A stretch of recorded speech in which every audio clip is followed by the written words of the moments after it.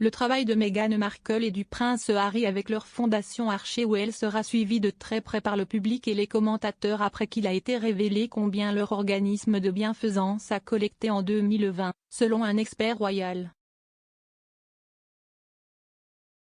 Le duc et la duchesse de Sussex doivent jeter leur cœur et leur âme dans leur travail après avoir révélé combien leur organisme de bienfaisance Archewell a collecté en 2020, selon le commentateur royal Duncan Lacombe. Il a déclaré « Ce que nous verrons cette année, si Harry et Meghan se donnent vraiment corps et âme pour réaliser ce qu'ils veulent réaliser avec Archewell car maintenant que les chiffres pour 2020 sont dans le domaine public, un œil très attentif sera gardé à quel point ils ont réussi cette année à promouvoir et à augmenter les coffres d'Archewell. » Parlé à OK Magazine, l'auteur royal a déclaré que la publication des chiffres d'Archewell fait pression sur le duc et la duchesse de Sussex pour qu'ils transforment leur organisation en une force de changement efficace et montrent au public qu'ils sont un couple puissant.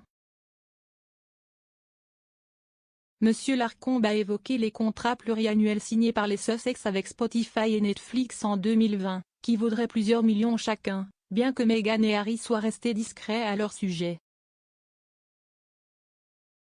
Il a déclaré « Si est le genre de publicité qu'il ne voudrait certainement pas et l'autre chose est que si vous deviez publier des chiffres similaires pour les revenus privés de Harry et Meghan pour la même période, nous étions amenés à croire que c'était dans les dizaines de millions de livres. » Il a ajouté « Donc, si leur objectif était d'avoir suffisamment d'argent pour devenir financièrement indépendants, comme ils l'ont dit, ils y sont parvenus. S'ils veulent vraiment prouver leur authenticité en tant que couple puissant qui fait du bien, l'accent doit être mis davantage sur la collecte de fonds pour des œuvres caritatives plutôt que sur les coffres de la famille Sussex. » A contacté des représentants du duc et de la duchesse de Sussex à Archewell pour commenter les remarques de M.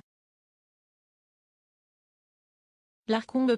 Plus tôt cette semaine, il a été partagé que les déclarations de revenus américaines avaient révélé que l'association caritative Meghan et Harry Archewell avait collecté moins de 50 000 $, 36 947 livres, en 2020.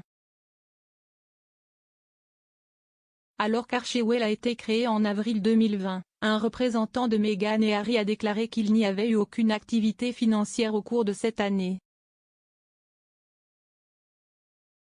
Archewell a reçu son premier dépôt au début de 2021, selon les documents consultés par le Daily Mail.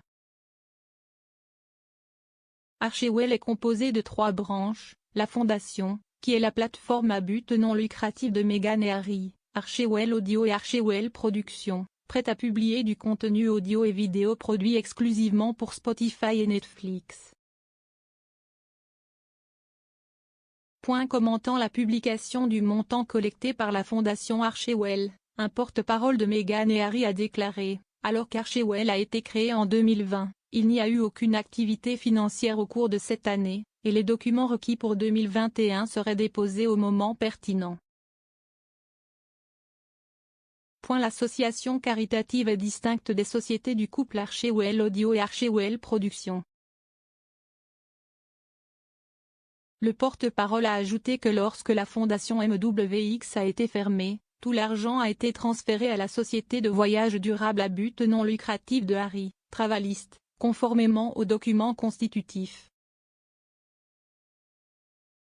Le transfert a été examiné de près par la Charity Commission, qui n'a trouvé aucune infraction à la loi britannique sur les œuvres caritatives.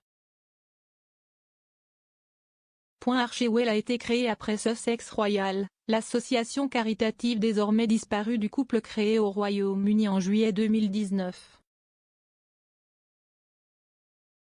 Cette organisation, qui est née après la séparation de Meghan et Harry de la fondation royale du duc et de la duchesse de Cambridge, n'a jamais été lancée et le processus de dissolution a commencé après que le duc et la duchesse de Sussex ont démissionné de leur poste de membre de la famille royale au printemps de 2020. Le nom de cet organisme de bienfaisance a été changé en MWX Foundation lors de sa dissolution. Meghan et Harry ont parlé pour la première fois d'Archewell en avril 2020, après que le nom de leur organisation a été découvert dans des documents déposés aux États-Unis. À l'époque, ils avaient déclaré au Télégraphe, avant Sussex Royal, est venue l'idée d'Arche, le mot grec signifiant source d'action. Nous nous sommes connectés à ce concept pour l'organisation caritative que nous espérions créer un jour, et CIST devenu l'inspiration pour le nom de notre fils. Faire quelque chose qui a du sens, faire quelque chose qui compte. Archewell est un nom qui combine un mot ancien pour force et action, et un autre qui évoque les ressources profondes sur lesquelles nous devons chacun puiser.